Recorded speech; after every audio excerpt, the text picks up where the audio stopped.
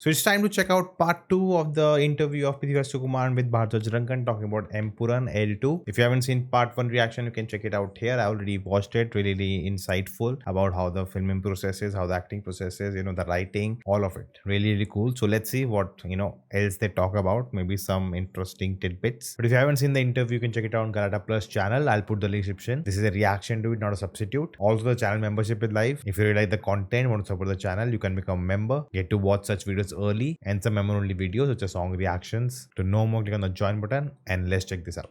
Acting and directing, in your brain, how do you see them? Do you see them as complementary processes, or do you see them as Interesting question again. different work spaces? Interesting question, because till I became a director with Lucifer, I always used to think of it and adopt it actually as a complementary process. Because if even before directing Lucifer, I had a filmmaker thinking inside me, and I multiple times you would have spoken to actors who will tell you, oh, he's very aware of the camera movements or the lights. So this filmmaker in me was always sort of switched on, and I used to think that that's complementing me as an actor, which I'm sure it was. If you listen to Fahad, he's totally opposite, right? He doesn't know all this. He doesn't understand all of this. He just knows how to act it, right? I think that's what he talked about in that interview. I reacted to it, by the way. Check it out. Ever since I've turned director and I've done that side of the process, I find it very easy now to switch off. It's strange, I know, but right now, when I step out of my vanity van, I just want to know what the director wants. As an actor? As an actor. Okay. As a director, I'm never in the vanity van. So when I step out of my vanity van and I go to the spot, all that I want to listen to is the director telling me what he wants. Okay. So I very seldom even watch my shots on the monitor now. If the director says, okay, it's that for me. So now I find it very easy to sort of compartmentalize and switch off one side of me, which I think is a process or a phenomenon that's happened ever since I've become a filmmaker. I don't know why it's happened, but I've told this to many people. Yes, grown. Now I find it easy to do that. So do you think that has made you a more fluent actor? I don't know. As in the moment actor? I don't know. I really don't know. Because if you're saying earlier I was aware of all these things happening around me, and now I'm just like focused on what. Yeah. So maybe you're more in the moment. I'm just wondering. It's just maybe I'm not. I don't know, because I'm not able to sort of analyze myself as an actor or a filmmaker that way. So I don't know, but I just think that it was tougher for me earlier to be unaware of the filmmaking process on a set. Now I just don't. I don't want to know. Nice. Okay. There was, when you wrote that thing about all the checklists, this has been delivered, and I'm beginning a work in a new movie, and which we talked about at the beginning, and like all this is there. I don't know if Rajamouli is trying to keep it under wraps until they shoot it, that nothing comes out. But I'm sure it is also another Priyanka Chopra. It's already landed, and that's casting is fixed. I don't know why. Like for Triple I remember they before shooting only they did a whole press conference and talking about the film and everything. What are they doing? And they gave an idea also what's going on. But this time I expected the same, but we are already getting into the shooting process with no cast announcement, no announcement at all. So it's weird why they are staying away from doing any of that. There was this comment underneath it. It said, "Hi Prithvi, please put a pause in directing violent movies portraying heroism. This new generation has been influenced by these movies and moving towards extremism. He reads comments, huh? Please direct family-oriented movies, comedy movies portraying good message to society. We miss directors like Satyan Antikar, Srinivasan, etc. This is my humble opinion and request." I just wondered if you had anything to say about it. I mean, I don't know if my films adopt violence in a way, because I did Lucifer, then I did Bro Daddy. Now I'm only 3 films old. So, secondly, I just think that anytime there is a topic of conversation about any vices in society, cinema is traditionally a soft target. It's very easy to just sit there and say, cinema should evolve, cinema should change, and all that, because I also think people with profiles making these comments against the cinema industry, they're also relying on the fact that actors and cinema as an industry in general usually refrain from reacting. You don't anticipate an actor or a filmmaker to come out and say, no, you're wrong. So they also rely on it. But I just think, I'm not saying that cinema does not influence, but I just think that cinema is a soft target, which is why the first observation is always upon cinema. Right? Even for it's very weird, I wonder how many would go and ask their politicians about the rise in crime, or the rise in inflation, or whatever, all these societal issues which is being caused by cinema and nothing else in the world. Like, do you go to MLA, do you go to your politician who you voted for, or do you go to the news channels who are the fourth pillar of democracy? Like, do you go to police? No, you go to Twitter, you go to Instagram, Facebook, and you comment, and you write a post or do something, and criticize how cinema is wrong, how cinema is doing everything wrong. That's It should stop, and everything in society will be better. When you go put your film to a censor board, you have to have the smoking warning, and then this video in the beginning of this, like a 1.5 minute video, educating the audience about the harms of smoking. Why? Because there's no cinema as a public medium, so 1.5 minutes of your runtime, beginning of the film and then beginning of the second half of the film, you have to dedicate to showing this public awareness video. Okay, then why does not primetime news have it? Millions of people are watching primetime news. Why are you not telling the channels that 1.5 minutes of their valuable ad time should be dedicated to public awareness videos? Or these YouTube videos. Why not Baradwaj Rangan interviews? Yeah. So it's just cinema. It's just, I think, it's a bit of a soft target. I have a problem with it. I do, actually. But yeah, I mean, that's the system we are living in, and I hope the system changes. Yeah. Woody Allen refused to release Blue Jasmine in India because he didn't want that.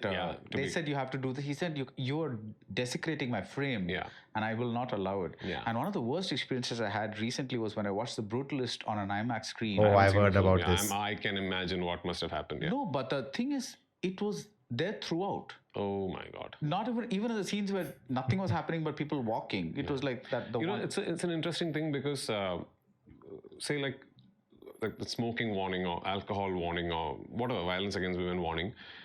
I've also noticed that when there's a scene, the warning thing is supposed to come on the particular shots that will have a glass of alcohol or something there, or somebody smoking or something. So sometimes when you cut away to the other shots, it disappears. Then it comes back, it again appears. That's very distracting. Even for my films, I tell my editor, listen, what?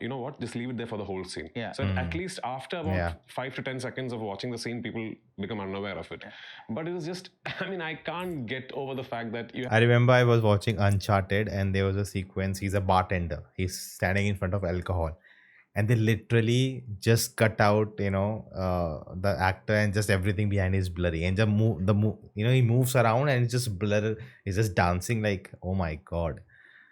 Oh my, like, just insane. have to have it on the screen in a particular size, and it has to be there in every shot. I mean, I just don't understand. I actually have a conspiracy theory about this, that if I look at, if you look at Hindi films and Hollywood films, the way, especially Hindi films, the way smoking kills and everything comes, it's very different. Whereas for Hollywood films, for South Indian films, it's like just one thing, one banner that comes up. Whereas in Bollywood films, they're more styled, they try to hide it, the opacity is less, so it doesn't, now I don't know if there's a different censor board for Hindi films and different for South Indian films, and if there are different rules and regulations how to do it. I don't know what's going on, but definitely for Hollywood films, it feels like they're for purposefully trying to degrade the film so people don't come and watch Hollywood films in theaters. I really feel that. And if that's doing anybody any good, if it's actually making a difference, then maybe I don't have a problem with it, but I don't believe it's making a difference. One actor I was speaking to about this, again, who was very angsty about this, said if they really want to make a difference, they should stop the sale of single cigarettes. I don't know. I'm not a smoker, so I don't know how smokers think and what. I think recently Diljit Dosanjh had this, right? He went to Hyderabad, and they said you cannot sing songs about alcohol, this and that and everything, and then he didn't do it. He went to the other place, and he's like, if you really want to ban, then ban it, right? Why you are selling alcohol at my event? You are charging tax on it and earning a lot of money from it, but you're asking me not to sing about it. If you're really against it, make it a dry state. Stop selling alcohol, stop selling cigarettes. If it's wrong, then why you're selling it? But I have the duty of putting it out in movies and everywhere that you should not do it, you should not do that. Just hypocrisy. influences them. But I just Never smoked? No, I'm not a smoker. Not even like a try? No, I hate cigarettes, and I think I always hated my dad smoking, so maybe that's why. Oh, yeah, okay, that's yeah. a good- Maybe that's why I don't know. But it's the thing is, I don't really think that the purpose is served. I'm assuming it comes from a good place, that put it on cinema and people will be aware of. And it's a mass medium and all that, yeah. Cinema is not the only mass medium. Yeah. Will you have the guts to tell every news channel that before your primetime news starts, you have to now play this 1.5 minute long video, and every time there's a 30-minute break and you cut away to an ad segment, before you come back to the news, you have to play the 1.5 minute video again. Will you say that? You're not going to be able to say that, because it's really expensive primetime airtime, right? I mean, cinema is also expensive. It's also really expensive.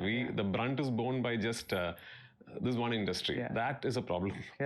When you act in a movie like Adajeevitham, it's a lot of time, there's a lot of physical effort, you're losing weight, you're doing this, you're stuck in that place for a long time for no reason, because He just deserves an award for that performance.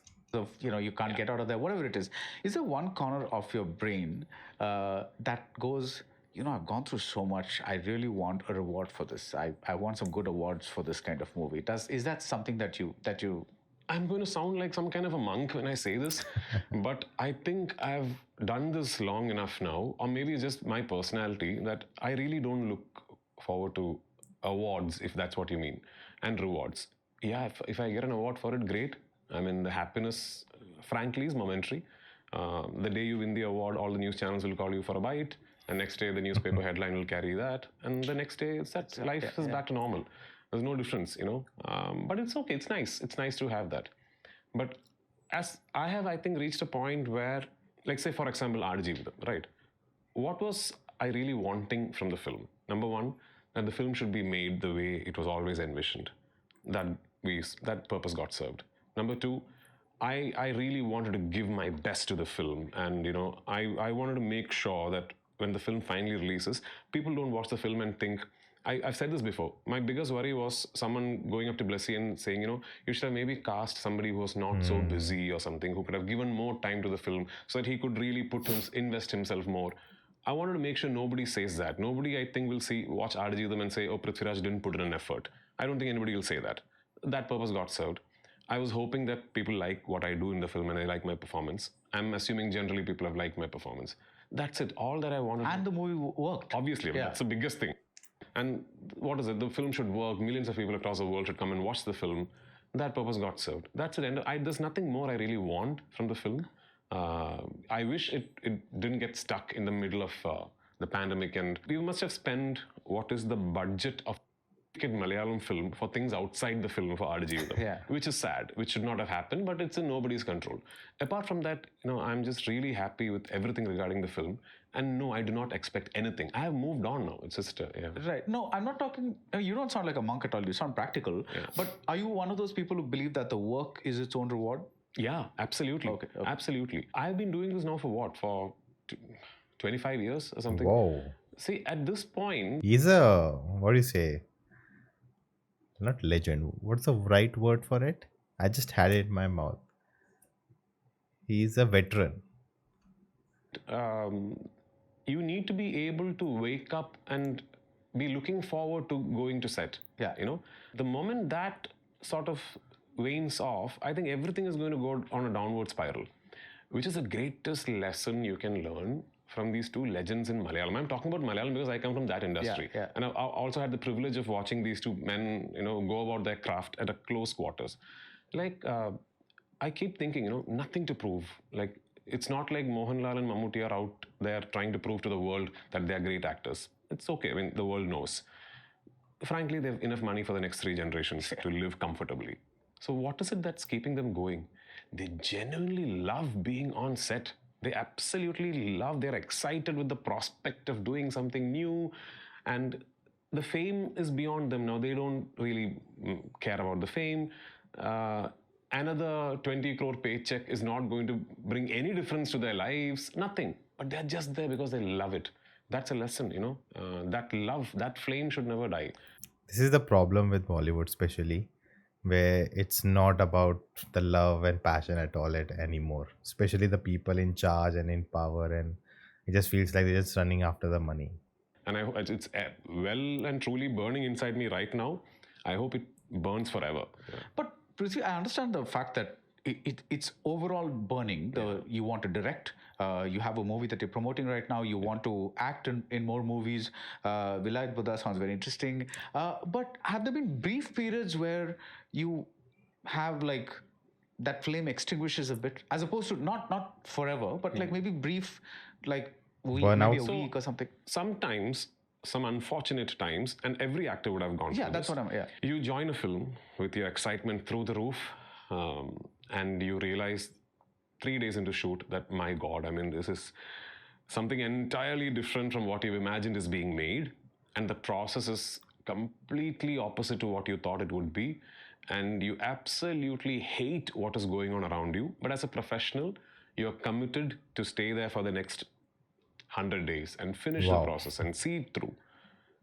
Those times, it's very, very tough to keep the fire burning. There are so What is that movie for him in the recent times? I don't remember any film that didn't pan out for him. That 100 days. Like, I don't. First of all, Malayalam films don't shoot for 100 days. Is it BCMC? Sorry, BMCM? many films like that where I've then dedicated my entire time on set to learn other stuff. Right. Like, I'd be sitting with the editor, I'd be going and nagging the cinematographer, I'd be asking them, can I operate the Utilizing second the time. camera? All that. So maybe that's how I kept it going. But every actor would have gone through phases, especially at a stage in your career where you had much less control over your projects.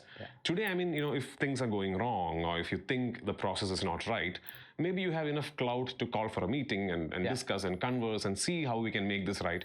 I've had at least 2 decades of my career where I was not able to do that. Okay, older films. And even for the newer actors, I'm sure anybody you talk to, they would have 1 or 2 films where it's happened. Yeah. Those days, the flame sometimes just really struggles against the wind. When speaking of actors, you have this many actors in your both Lucifer and in Empuraan. You have a huge star cast. Now, when you're kind of making them do things against each other, how much of your own acting experience comes into that, or does it come in at all? Are you just being a director then? So, as an actor, I've basically acted out every character in my film, right? I mean, I've gone through an entire process of acting as Stephen Nedumballi. I've gone through an entire process of acting the whole script as Vimal Nair, and I've done all that. But I should also be aware of the fact that if there are 20 actors in my film, I don't want 20 Prithviraj, So I need to tell myself that. So the best moments of directing usually happens when an actor really surprises you in a nice way. Yeah. Because you're set in your mind thinking, this is what that particular I want that actor to do in this moment. And you're thinking that because you have done that as an actor in your mind. Then you call for action, he or she does something completely different. And for a moment, you're like, cut. And you're thinking for a second, is that okay? Yeah, actually, it's not only is it okay, it's much better than what I thought. Yeah. Those are like the real moments of Eureka happiness. moments. And I've had so many such moments. But the idea is to be always aware of the fact that the last bit of the process belongs solely to the actor. Okay. The actor's interpretation of the character belongs solely to the character. You have to tell yourself as a director that you can't go in there too and then start dictating what you want. You have to. I remember one actor said that, I hired you because you know how to act and do your job. Like, I will not tell you everything to do. I hired you because you're a professional actor. You understand the dialogues, you understand what I want, and you do it. I will not explain you how to move, how to say into the dialogue, how to say everything about the character. So it's your job also. It's not just director is the captain of the ship, but he cannot tell every person how to do the job at that moment. Be able to let go of the character that you have conceived at that last bit of the process. You need to trust the actor and give it to them. Or else, if it's not working, you have to cast another actor for it. You can't go to that actor's process and say, no, I want you to change it. That, luckily, I've not had to have that conversation with an actor yet. All my actors have been wonderful in receiving what I wanted from them and then doing their own thing and making it truly their own.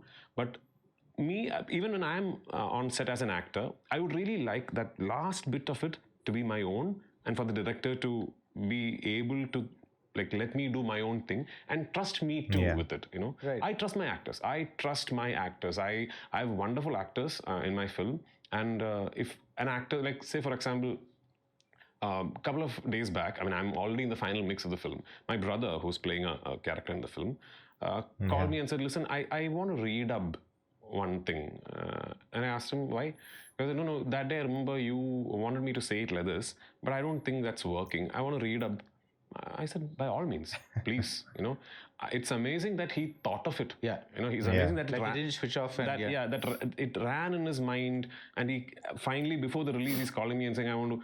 That's amazing. It's completely his.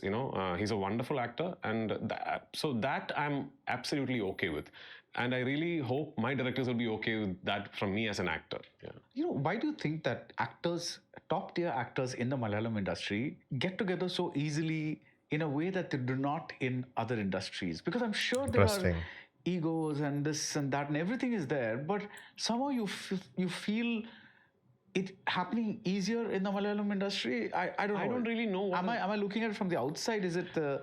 No, I don't really know what a reason is, but you're right. I mean, in the sense that, having said that, I also have to sadly observe the fact that the generation of actors that have come after me, I don't think they are so open to be doing a multi-starrer. Like, I don't think they are so okay about, maybe after Bangalore days or an Amar Akbar Anthony.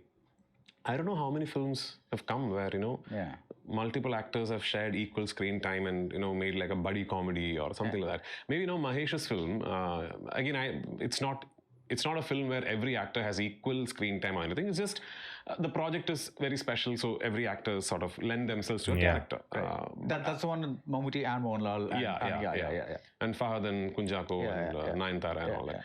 You're right that actors informally get together a lot, because I think that the industry is much smaller and maybe most of the actors, because of the geographical convenience, live in and around Cochin. So if there is like, if there is like 2-3 weeks off work and I'm in Cochin, I would definitely be asking, I don't know, like Dulkar and Fahad, hey, where are you guys? So like last week I met Fahad and Nazriya.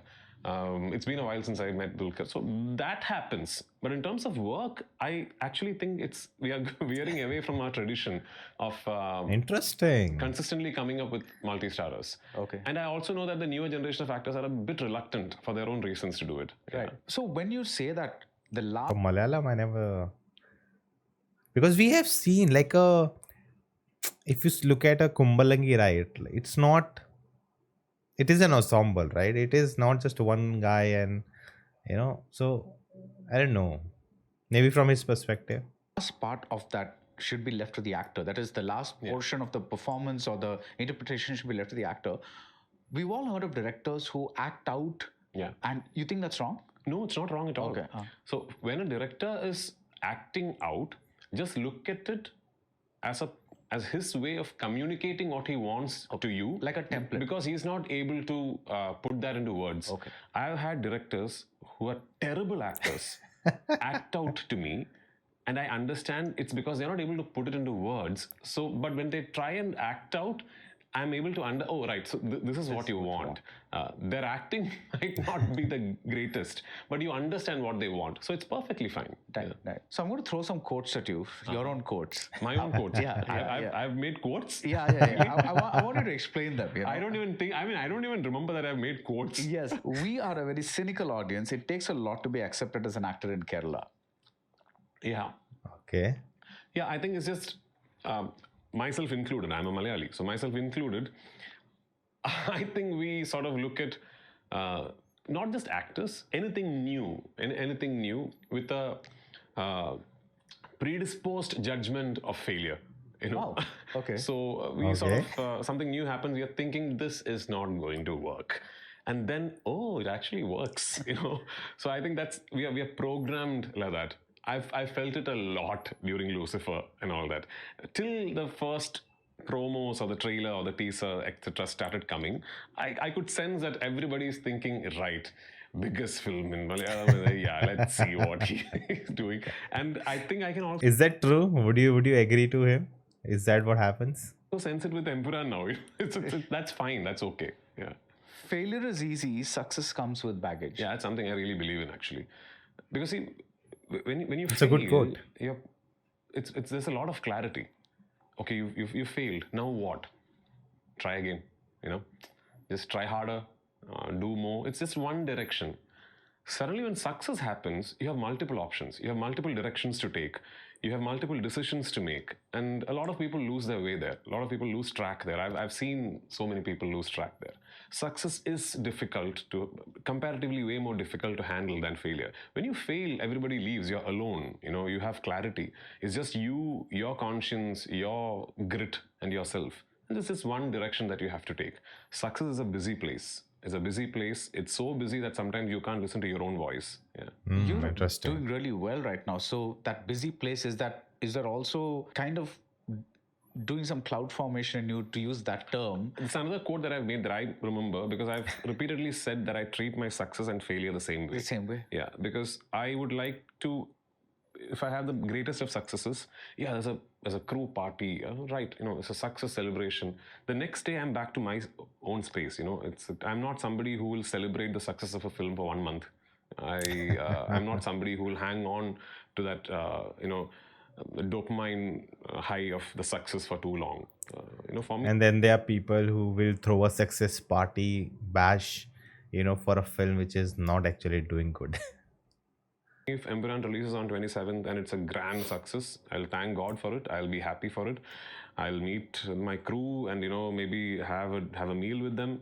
I think I'm starting shoot of my next film on 29th. I think. So, Okay. Yeah. Which is? I think so. Yeah. There was Which a place is? when there was a big anti-Prithviraj wave. I think that there still is actually. Really? Okay. Why? A lot of people who hate me. People would say, oh, he talks in English or something this, or he uses big words. This is like every. So funny about this, me speaking in English. I would like to know how many actors, forget actors, how many people, how many human beings currently living in Kerala in my generation can read, write, and speak Malayalam as well as I do. I would like to know that. Actually, I've encountered this because there's lots of, in the Tamil film industry, when you go give somebody a script, Yeah. they ask you to write it in English, the lines, because they can't read Tamil. And I'm like, I've always been surprised the number of people that can't do it. Yeah. But, when that's, there's a huge wave that's happening and everybody's trolling and all, how do you handle hate? So I used to handle it long back when I was very young and new, and people hated me even then. And now I don't handle it anymore. Ignore. I'm just. I think he's just a strong personality. That's what I feel.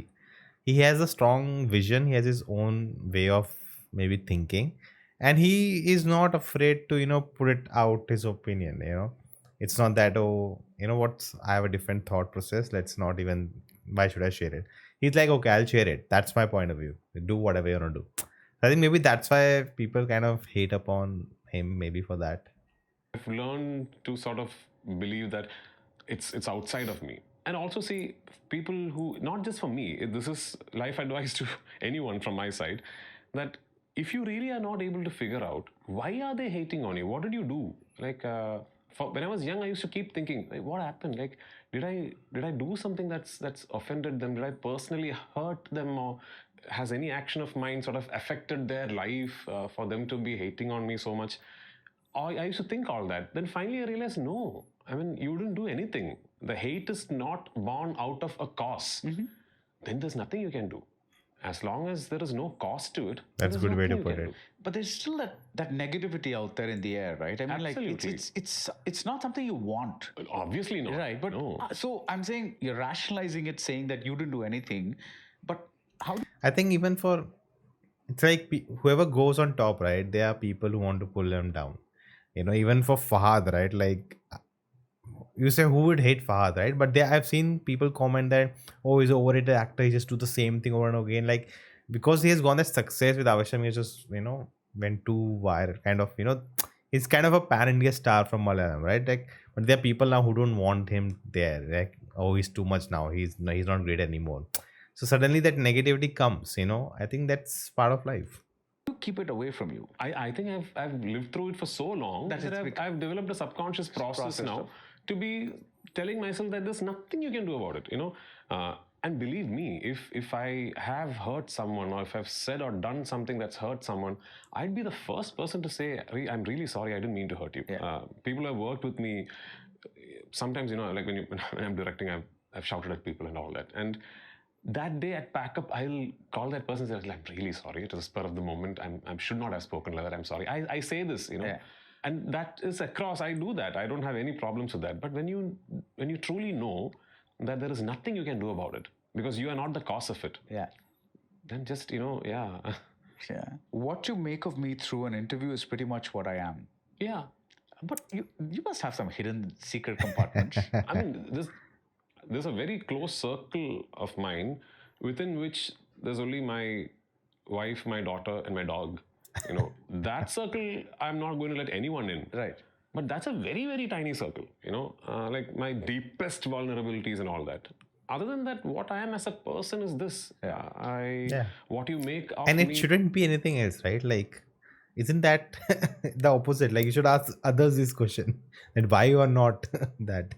From watching my interviews is pretty much what I am as a person. I mean, I'm not saying that I'll be the most consistent, righteous human being ever. As I grow older, I'll keep changing. As I get a better worldview, I might evolve or devolve. I don't know.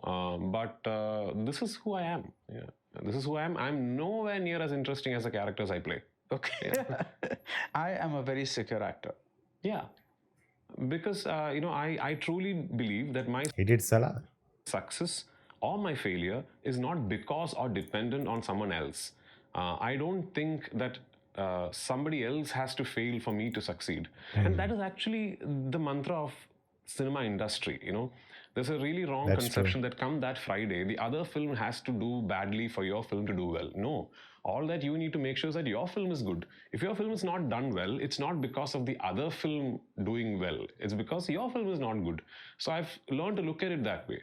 It's me, my journey, and I'm not competing with anybody. I'm just competing with myself. And this is not a boisterous statement. When I say I'm competing with myself, I'm just trying to be better than my version of yesterday. That's it. Yeah. Right. But how do you handle insecurity? As in, it may not be as much as what it is, but let's say you just talked about the generation that came next to you. So there are newer actors coming in, there are all that. How do you handle the fact that, yes, earlier it was me and my generation. Now it's me. I have to compete with my generation and the next generation. Not compete in a bad way, but you know what I mean, right? It's like I have to be relevant. Let me put it that way. And now another generation probably coming up. So how does that kind of play on your mind as to, or is it just like it all depends on the scripts that I choose and the movies that I make? Absolutely, that's all that matters. In the sense that how many films as an actor can I do in a year? What, 3, 4? If I really push myself and decide I'm going to do films like Kurudi, and all that. Akshay Kumar. 5, at best. I listen to 100 scripts at least every year. It's not like I can do every film that comes my way. And believe me, like there are so many interesting scripts that have come my way that I know that I'm not going to be able to do this because of my commitments. And I've called up other actors and said, listen, listen to this thing. It's damn good, man. I wish I could do it, but I'm just committed. And this guy really has to pull this off before, let's say, maybe there's something that somebody wanted to pull off before the World Cup in Qatar got over or something like that. So many times I've called other actors and told them, I really think it could be a blockbuster. Listen to it. And I've done that. I don't know. I'm no longer thinking of other people. I'm just happy that my friends and my colleagues in the industry are all finding success, and I'm happy the industry is flourishing, and I'm happy that I'm part of that process and I'm part of that wave of great cinema that's happening. And that's it. I'm only concerned about my next film. I don't even want to think about what others are doing. Yeah. And finally, anonymity is priceless. You realize it only when you lose it. Yeah, it is. It really is, because I think the best things in life are often enjoyed under anonymity, and the nicest things in life are usually free of cost. But once you are in a sphere of work where you can't maybe, take your family and go to the beach one evening, or you can, but it would be a different kind of an experience. Or if your daughter says, can I go to the play area in the mall? You are not going to be able to accompany her. You'll have to send a nanny or someone maybe, you know, and those are all little moments of happiness in life that lack of anonymity will take away from you. And that is what is truly priceless in life. A trip to Maldives, a meal in a 5-star, all that can be bought. Yeah. Because I met an actor who said, but that is what we fight so hard to get. That stage is what we fight so Shahrukh hard to Khan? get. So I Agreed. can't really think about the. I agreed. Yeah. Would I trade this life for that? No, absolutely no. I love what I'm doing in my life. Yeah. I have no qualms in admitting that I'm doing something for a livelihood, which I would probably be doing even if I'm not making a single rupee out of it. And very few people can say that. That's very well said. Another quote for another interview. So, am I complaining? No. Am I making an observation? Yes. Yeah. Now, after the release of Janagana Mana, you said that I accept criticisms about my films. If a film doesn't appeal to you, I will try harder to make a film that appeals to you too.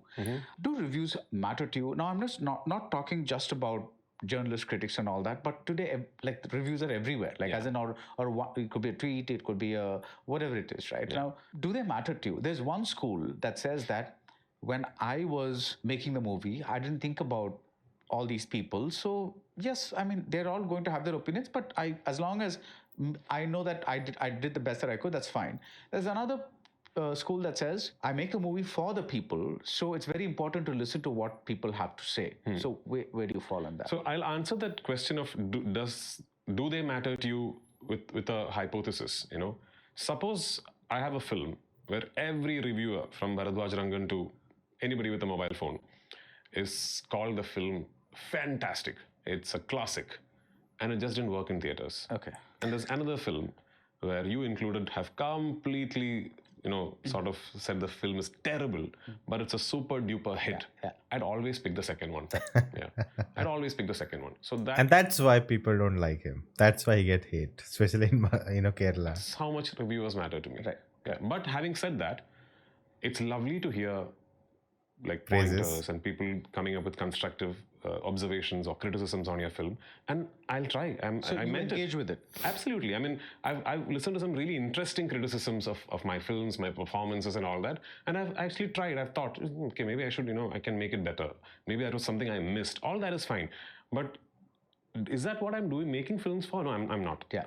You know, I would rather all my films get bashed by reviewers, but makes 100 crores at the box office. I'd always have that because that's what I'm doing cinema for. I'm doing cinema for lakhs and lakhs of people to come to the theaters and watch it. So someone else was asking me, does box office matter? That's the only thing that matters. Box office is the only thing that matters because what are you making cinema for? Again, why he gets hate. For people to come and watch your films in the theaters. And if people do that, you will have box office numbers. Yeah. So, I mean, the rest of it is just gravy. Everything else is a bonus. You like tomorrow if I get a big award for Adajeevitham, it's only a small cherry on top of a lovely cake. That's it. Yeah. And finally, Prithvi, if you could go back to the 20-year-old that debuted in Nandanam. I think I was 18. 18. I mean, but I think by the time it released, Nandanam was my third release. Yeah. So you acted in first, but it was your third release. Correct. But if you could go back to that person, what would you say? Nothing. It'll all be all right. Yeah. Okay. There was a trauma there. Because I was not that I was some genius, but I was fairly good with my academics. You know, I mean, I wasn't somebody who flunked and all that. And my mom had spent quite a bit of money to fund my college education in Australia because I wanted to do the specific course, and you know, I wanted to have the experience of living alone in a country and all that. And I was doing fairly well in my university. And I was back for a summer vacation, and which is when I got offered this one film. So the idea was I do that. I've heard this story before, and I said this story, and someone said, no, this is not his story, it's Fahad's story. Film within that vacation time and go back. But what I did not anticipate was that even before that film released, even before any of my film released, I think because there was a dearth of young heroes in the industry back then, on the shooting location of my first film, I must have gotten at least another 6 to 7 film offers, you know, and big directors and big producers. So it was like a big decision for me to make. And for an 18-year-old, it's a huge decision to make how do I not like sort of drop my studies or what is it? So I actually I don't know Again, something is getting hate for. if every foreign university has this, but my university had the Nepotism. option of telling them I want to take 6 months off and I'll rejoin the same semester like in the next semester. I'd send that email, the university had agreed to it and all that. I should give credit to my mom for it. I finally mustered the courage to ask my mom that, like I think I really like what I'm doing in like, cinema. So what do you think? Should I just drop and go back and finish my studies, which is another 2 years, and then come back and do it? My mom asked me, okay, so if you stop this and go back to your studies and you finish your degree, and 2 years later, when you come back, you have a film offer, will you do that? I said, I definitely do it. Then she said, then don't go, because maybe 2 years down the line, you might not have that offer. So I said, yeah, okay. So I should give my mom credit for it. Good. Yeah. I'm just going to Good talk. leave you with one small manifestation that I'm going to do. Okay. I want Prithviraj Sukumaran to act in a movie by Girish Eddy. Oh, I would so love it. What a fantastic filmmaker, man. I mean, great writer. I don't know him personally. I've never met him. I've never spoken to him. But my God, what a filmmaker. Like, he's one of the best we have. Something about this combination is just like, I don't know. I just like, Girish to me truly is one of the finest filmmakers we have. Because it's just incredibly tough Premalu to make director. the kind of films he does. Yeah. And to get it right so consistently, he must be a genius. Yeah. All the best for Empuraan. Thank you so much. Thank you so much. Always a pleasure talking Thank to you. you. Thank you so much. So this was more of a personal interview than talking about Empuram, and you learn a lot of things about his personality and why he gets so much negativity. I think that kind of the answers he gives and everything that kind of tells you why. And I think whenever you're someone who was going against the flow, being different and trying different things, and you'll always want to stand out and you'll always face that negativity. And the idea that box office matters, that's what matters at all. And I think anyone who's making a film to be put in a theater to be watched by many people, I think that's what matters. If a lot of people are coming, if it's a 100 crore film, that means it tells you that a lot of people came. A lot of people came back again to watch the film. It's not just that few people came and you made 100 crores. 100 crore means, these benchmark means that your film has worked. It has connected and people are watching it. That's what you made the film for. Criticism, you get good reviews or stars and all, it's very secondary. If the film doesn't work and then you get bad reviews, it's like, oh, the reviews are bad, it says that's why it didn't work. You connect, you make a theory like that. But at the end of the day, if you're making a film to make money at the box office, that's what really matters at the end of the day. It doesn't matter how many reviews, stars it gets. And that's a very practical way to approach it. I'm sure there are many filmmakers will have a different thought, especially in Malayalam cinema.